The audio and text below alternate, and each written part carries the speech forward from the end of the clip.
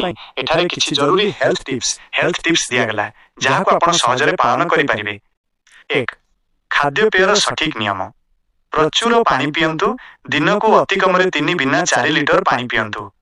ଏହା ଶରୀରରୁ ବିଷାକ୍ତ ପଦାର୍ଥ ବାହାର କରିବାରେ ସାହାଯ୍ୟ କରେ।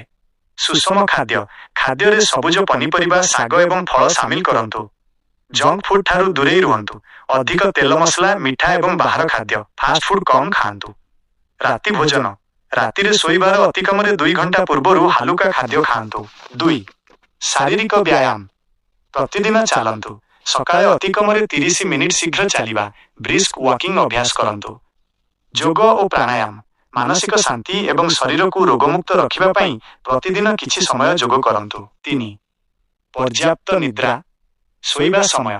ଜଣେ ସୁସ୍ଥ ବ୍ୟକ୍ତି ପାଇଁ ଦୈନିକ 7ରୁ 8 ଘଣ୍ଟା ଶୋଇବା ନିହାତି ଆବଶ୍ୟକ। ଏହା ମସ୍ତିଷ୍କକୁ ସତେଜ ରଖେ। 4. କିଛି ଛୋଟ କିନ୍ତୁ ଗୁରୁତ୍ୱପୂର୍ଣ୍ଣ କଥା। ସକାଳ ଜଳଖିଆ କେବେ ବି ଛାଡ଼ନ୍ତୁ ନାହିଁ। Digital detox. ଶୋଇବା ପୂର୍ବରୁ ମୋବାଇଲ ବ୍ୟବହାର କମ୍ କରନ୍ତୁ। ଓଜନ ନିୟନ୍ତ୍ରଣ। ନିଜର ଉଚ୍ଚତା ଅନୁସାରେ ଓଜନ ସନ୍ତୁଳିତ ରଖିବାକୁ ଚେଷ୍ଟା କରନ୍ତୁ। ମନେ ରଖନ୍ତୁ, ସ୍ୱାସ୍ଥ୍ୟ ହିଁ ସମ୍ପଦ। ନିଜ ଶରୀର ପ୍ରତି ଧ୍ୟାନ ଦେଲେ ଆପଣ ସବୁବେଳେ ଖୁସି ରହିପାରିବେ।